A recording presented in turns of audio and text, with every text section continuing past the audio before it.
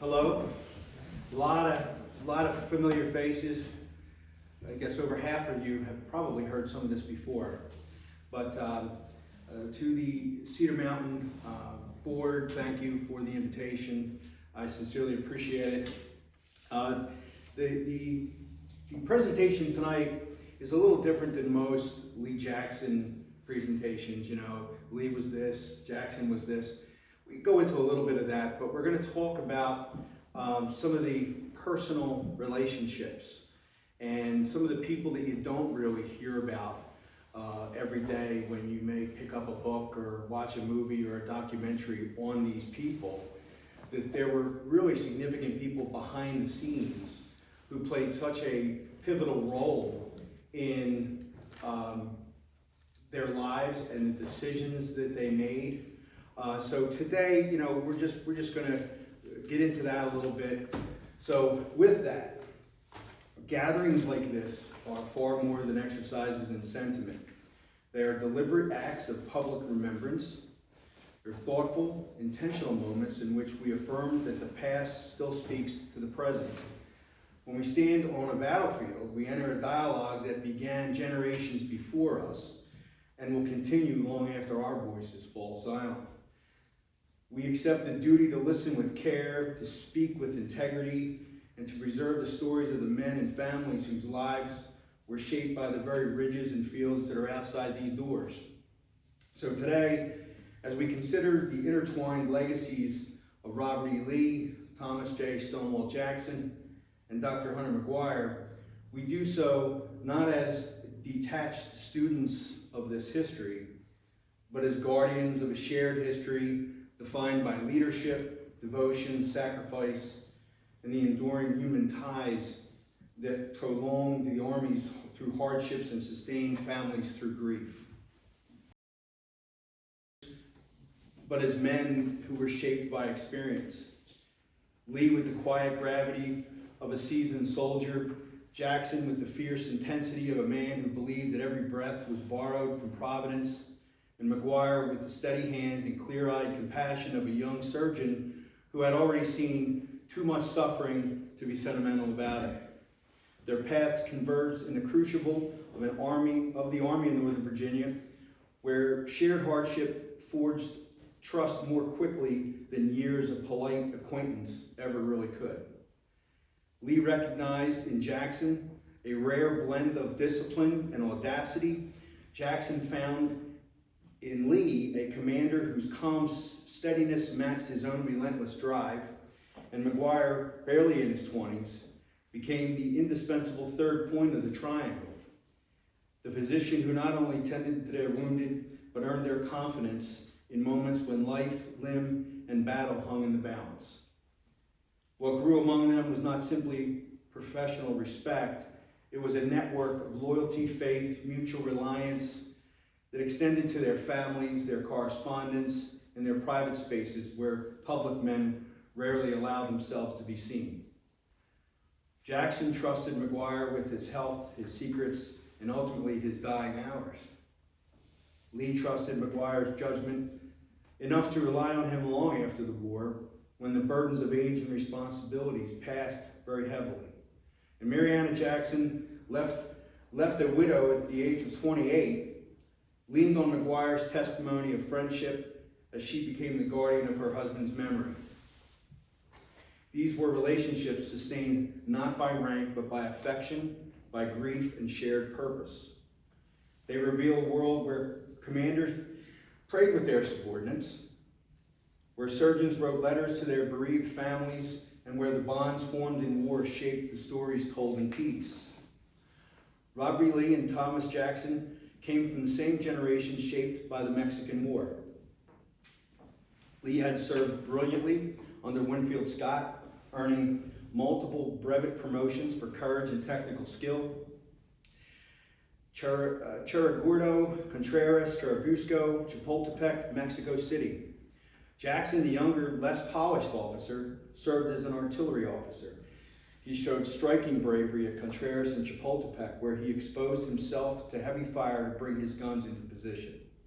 Both men carried lifelong pride in that service, and both later said that Mexico taught them discipline, endurance, and the realities of command under fire. Though they did not fight closely together, they shared a formative experience and gave them a common military language. When Virginia seceded, both men faced painful decisions. Lee resigned from the U.S. Army, writing, although he opposed secession, he could not fight against his native state of Virginia, the state in which his family and their legacy was very well established. Jackson, then a professor at Virginia Military Institute, followed Virginia as well. Their paths would cross in the Confederate service.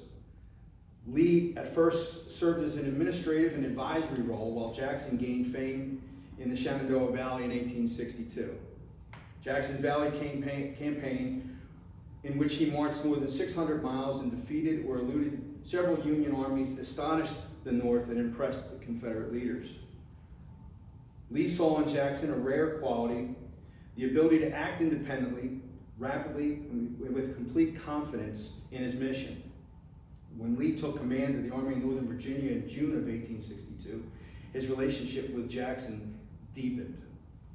During the 7 days battles around Richmond, Jackson's performance was uneven. He was exhausted from the Valley campaign, suffering from illness and fatigue. Lee was disappointed, particularly at White Oak Swamp, but he did not publicly criticize Jackson or remove his trust. Instead, he showed patience, believing that Jackson's character and past service outweighed temporary failure. This restraint bound Jackson to Lee very tightly. Jackson was deeply sensitive to any sense of failure, and in private, he reproached himself severely and resolved never again to disappoint his commander. By Second Manassas in August of 1862, their partnership reached its height. Lee entrusted Jackson with a daring march around the Union Army. Jackson executed it perfectly, capturing the great supply depot at Manassas Junction. During the battle itself, Jackson's men held firm under fierce attacks until Lee and Longstreet delivered the crushing blow.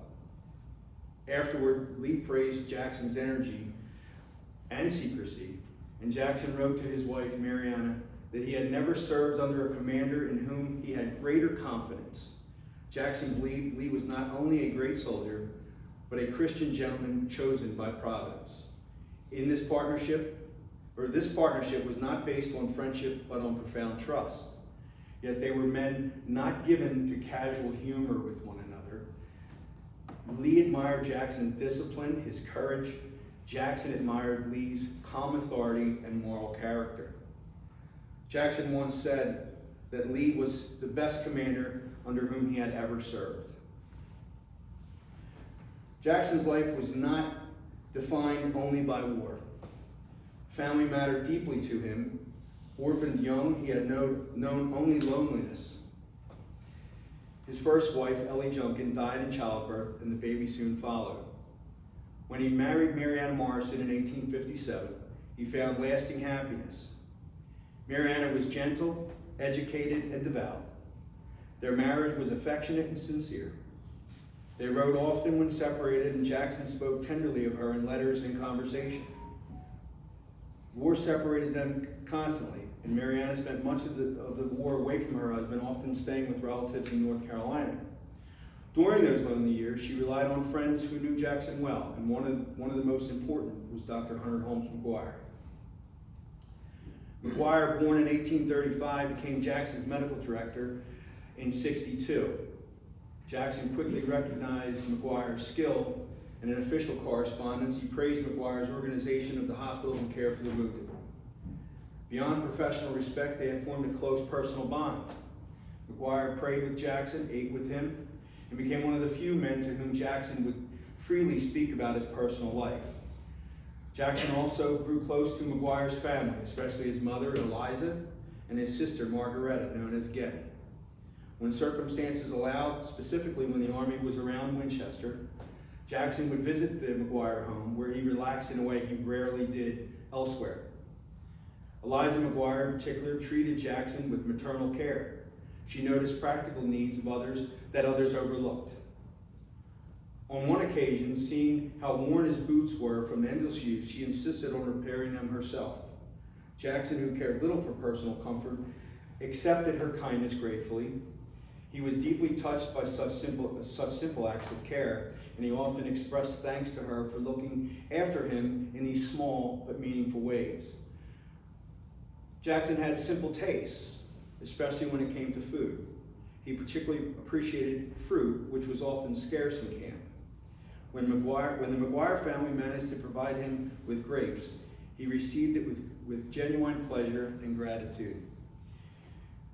Here's a letter that Jackson wrote to Maguire, asking him to thank his mother for her kindness. These small moments of domestic kindness meant a great deal to a man who lived under such constant strain. His relationship with Margaretta, or Getty Maguire, was especially warm. Getty was young, lively, and kind, and she treated Jackson not as the fearsome general as most had, but in her eyes as his friend. She talked with him easily and teased him gently. One famous story shows of the trust and affection between them when Jackson disliked having his photograph taken. He avoided it whenever possible, but Getty asked him directly to sit for such a photograph. Because it was she who asked, Jackson ultimately agreed. Now keep in mind, his wife had asked, and he had rejected his wife and some of his officers on numerous occasions. That photograph became one of the most familiar images of him that exists. And it exists only because he could not refuse Getty Maguire. These family-like ties mattered deeply to Jackson. He was not a man who made friends easily, but once he trusted someone, that trust was complete. The Maguire family became, in many ways, his wartime family. Mariana Jackson knew how close her husband was to the Maguires, and she corresponded with Dr. Maguire during the war. In one letter, she expresses distress over Jackson's appearance. She had heard reports from her cousin that he looked gaunt and worn, and wrote Jackson inquiring as to whether this was true. She said she was dissatisfied and worried at hearing how thin and exhausted he appeared. She asked Maguire, as his doctor and friend, to watch over him and protect his health as much as possible. She would hold Maguire personally responsible. This weighed very heavily on Dr. Maguire for the remainder of Jackson's life. Maguire replied with honesty, with also reassurance. He admitted that Jackson worked himself relentlessly and often neglected his own comfort, but he promised to look after him the best he could. This exchange shows how Mariana depended on Maguire not just for medical facts, but for emotional reassurance. She could not be with her husband, but she trusted Maguire to be her eyes and ears. Now, this correspondence was quite rare, as married women did not write letters to bachelor gentlemen in the 19th century. The nature of these relationships came to a tragic end at Chancellorsville in May of 1863, when Jackson led his famous flanking march that crossed the Union right. That evening, returning from reconnaissance, he was accidentally shot by his own men. He was carried from the field and brought to an ambulance where Hunter Maguire assessed his wounds while holding pressure on an artery in his left arm. Once arriving at the field hospital, Maguire examined Jackson and concluded that the shattered arm had to be amputated to save his life. He performed the operation skillfully. At first, Jackson seemed to be recovering. He spoke calmly, he prayed often, and expressed concern for not only his men, but his commander, Robert E. Lee. He spoke tenderly of Mariana and their child, Julia. Maguire recorded these moments carefully, understanding their importance.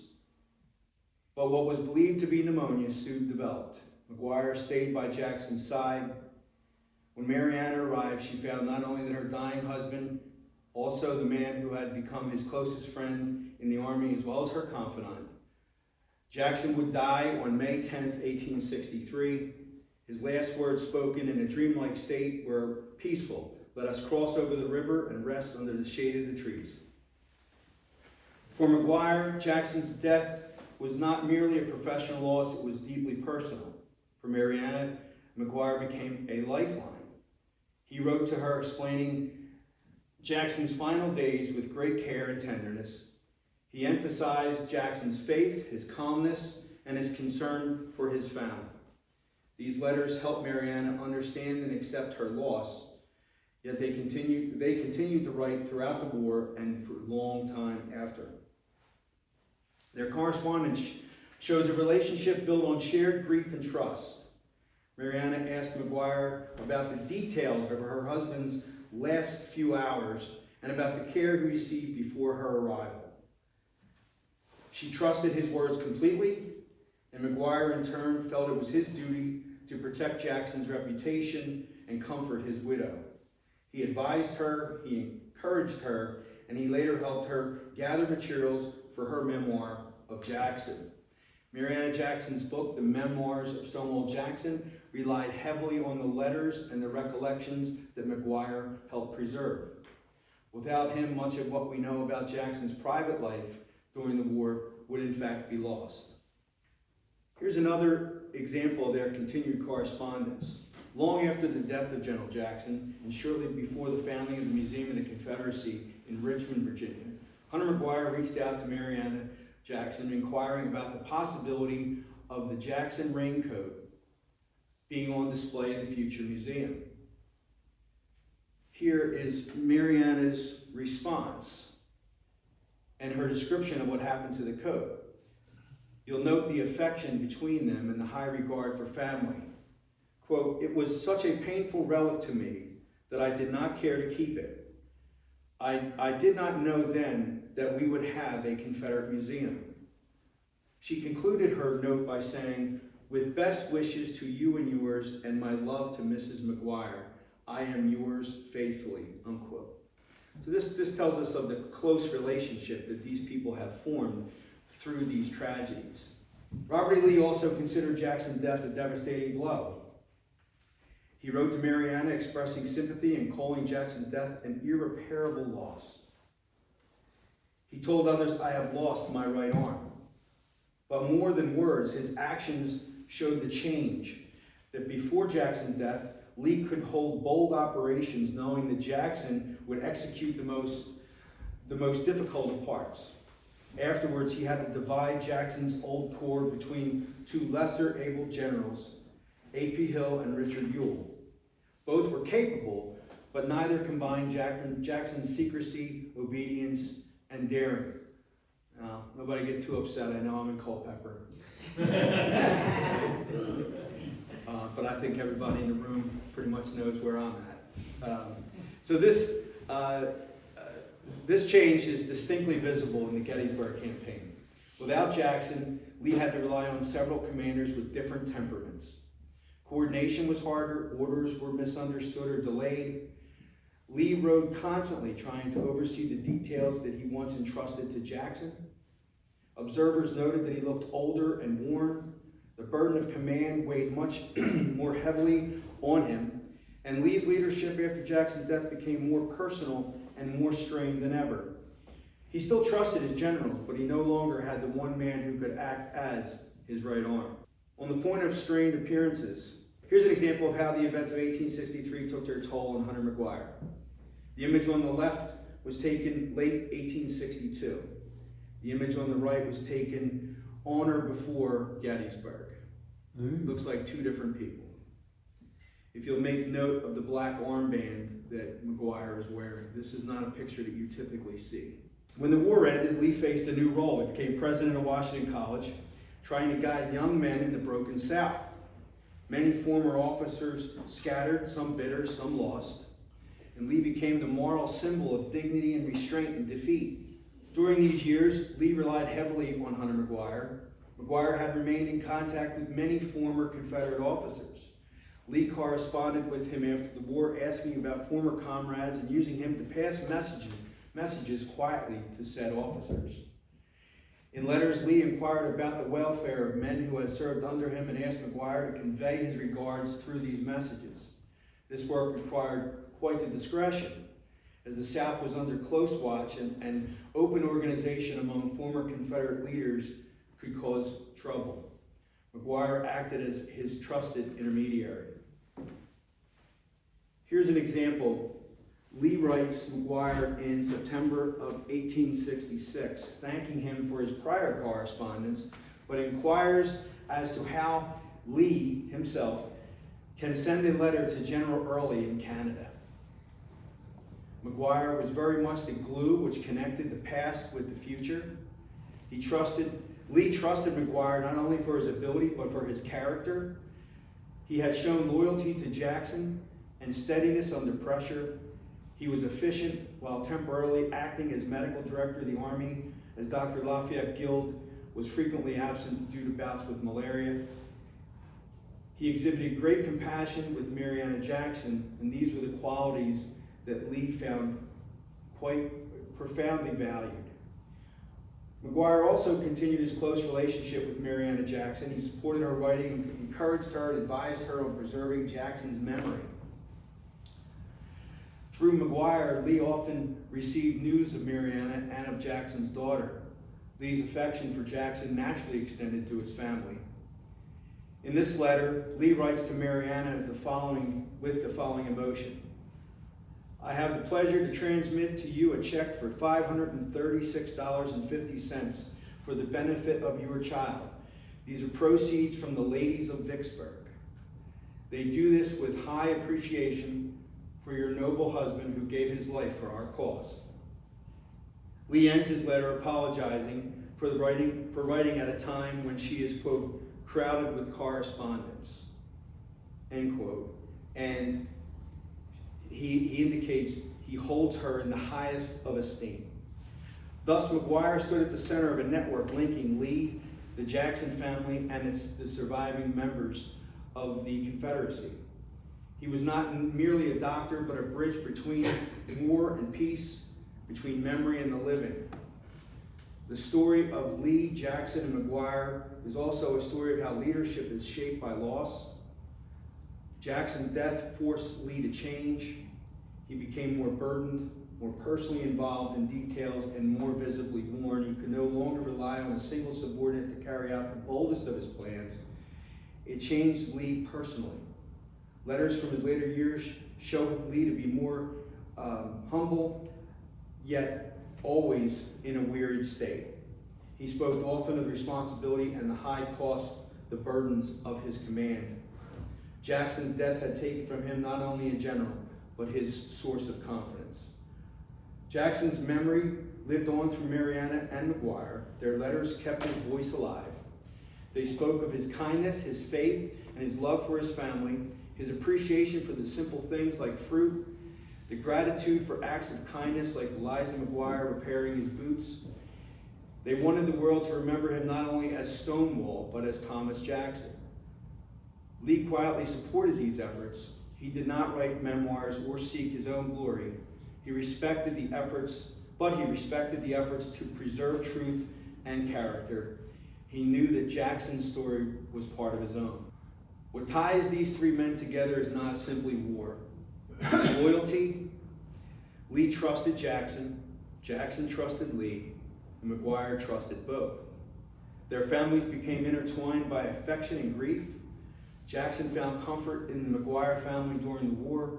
Maguire found purpose in serving Jackson.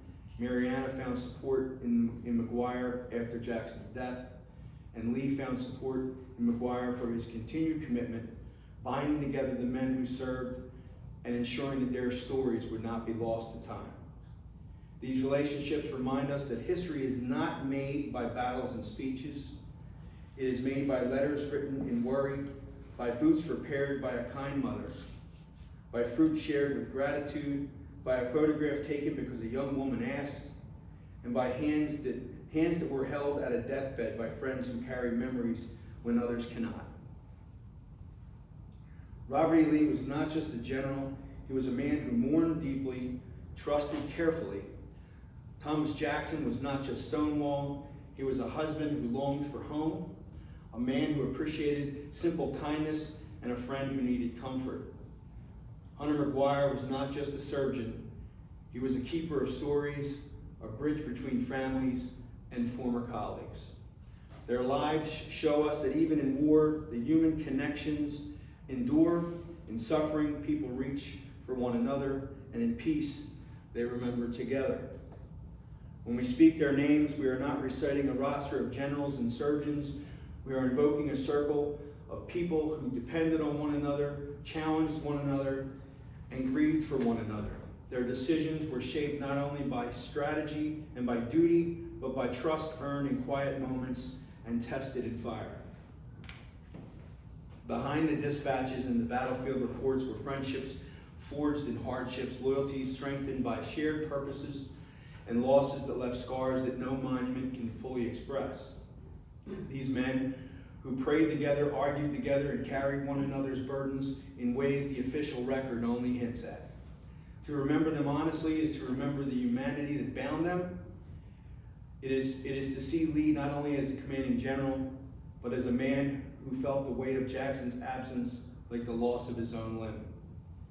It is to see Jackson not only as the battlefield legend, but as the friend whose final hours were shaped by Maguire's steady hands and breaking heart.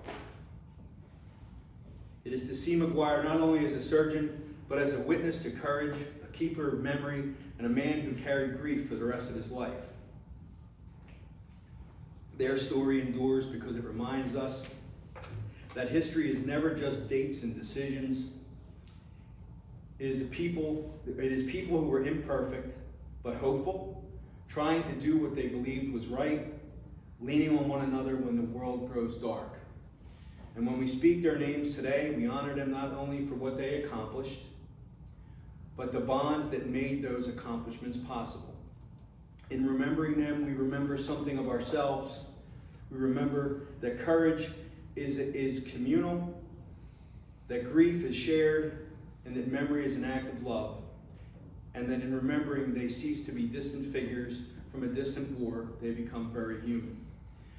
And as a final few thoughts, as we step back from details of campaigns and correspondence, battlefield decisions, what lingers most about Lee, Jackson, and Maguire is not the chronology of their lives, but the character revealed in the spaces between them. Their story reminds us that history is ultimately a human inheritance, shaped not only by men who command armies, but by bonds that steady them, the friendships that refine them, and the quiet acts of loyalty that outlast the noise of war. Lee and Jackson's partnership shows how trust can elevate two individuals into something greater than either one could do alone. Their respect for one another, their unspoken, instinctive, unwaveringness became the force more powerful than any maneuver on a map. And when that partnership was broken by Jackson's death, we see that in Lee, not just as a commander, adjusting his plans, but a friend learning to lead with an empty space beside him. Through Maguire, we see a glimpse of the tenderness that survives even in the harshest of the moments of conflict. His care for Jackson, his devotion to Mariana, and later his companionship with Lee reveal a truth often lost in the retelling of battles, that compassion, fidelity, and moral courage are themselves acts of leadership. Maguire carried the memories of both men not as relics, but as responsibilities. If there is a lesson to carry with us, it is this: the measure of life cannot be found only in public deeds, but in the way we honor others, in the steadfastness of friendship, the humility to serve, and the willingness to shoulder another person's story when they can no longer speak for themselves. Remembering Lee, Jackson, and Maguire is not an exercise in nostalgia. It is an invitation to consider what we ourselves will leave behind, and whether our own lives will reflect the same depth of loyalty and integrity and quiet courage that bound these men together. Thank you very much.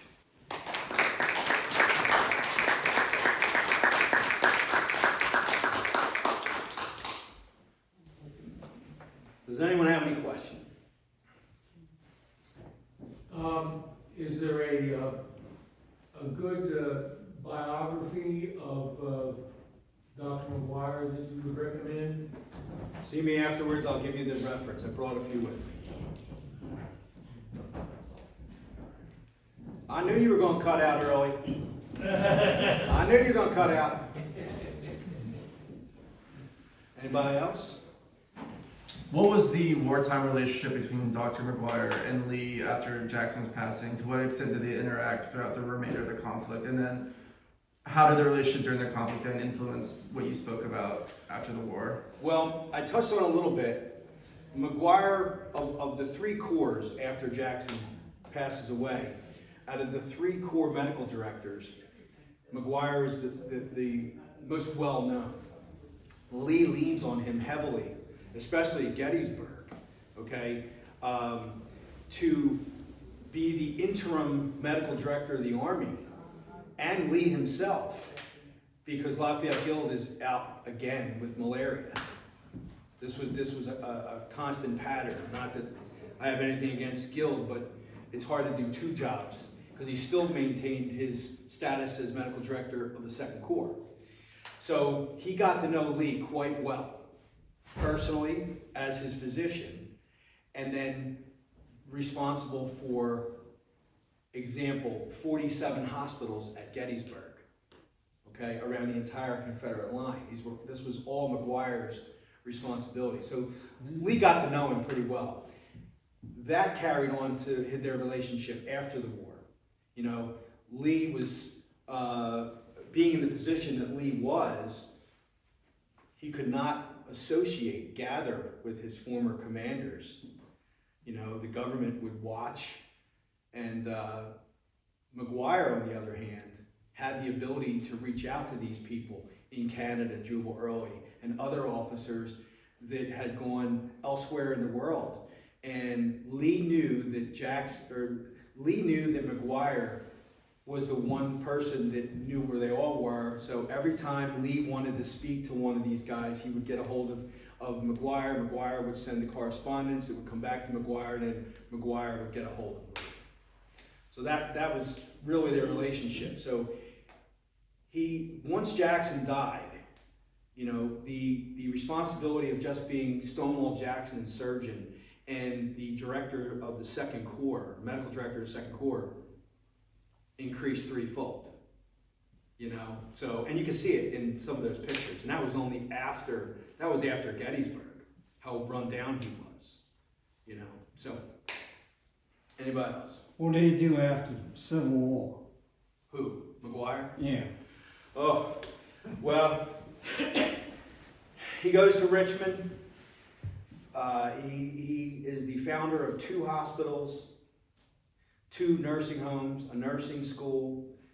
Later, he becomes the president of the American Medical Association. He's the first man to do a repair of an abdominal aortic aneurysm. He's the first man to do a hysterectomy. Other than that, he didn't do very much. Yeah, he had 8 children, and he always had a joke, and he would tell his kids, look, I don't want you playing outside. Don't play outside the house. People will think that we're running a home here. A home here for what? Orphanage. Yeah, right, an orphanage. And there's one photograph of all the kids out at their summer residence outside of Richmond, where all the kids are running around, and I kind of got the hint of what he was talking about. So, but he was a very, very busy man after the war. You know, and that was just from the medical side. He also wrote Confederate Cause and Conduct with Christian, where he basically talks about preserving the Southern point of view and not enabling to the victors go the spoils, letting the North write the narrative. So he is a very, very busy man. How long did he live? Till 1900. 65. Okay. But with all these things that he dealt with, 65 years of age, but probably 100 years worth of mileage. Right. You know, so. You said he joined Jackson in '62. Did he have an army posting prior to that? No, he joined Jackson at Manassas, right before Manassas, but he wasn't the Corps medical director until '62. He was the medical director of the brigade, and then the Army of the Valley. I just didn't get that into that part of Maguire. He every time Jackson was promoted, Maguire got more responsibility. You know, not necessarily a promotion. He only went from captain to major and refused anything else. He rarely liked wearing a uniform, which is interesting. The one picture that came up here, you notice that the famous Winchester portrait, and it's very similar to the portrait that was taken of Maguire, and that was all part of the deal. Jackson says, "Well, I'll take a picture for your sister, but you're going to take a picture for your mother." And Maguire has to put on the frock coat, and Maguire did not want to wear a frock coat. He hardly ever wore a frock coat. You know, he always wore a naval medical officer's white or off-white coat. So, Was there an affiliation there what do you mean? with the Navy? Well, his brother was a blockade runner early in the war, and he procured it and gave it to Hunter. Yeah. Anything else? All right. Well, I thank you very much. It's nice to see you.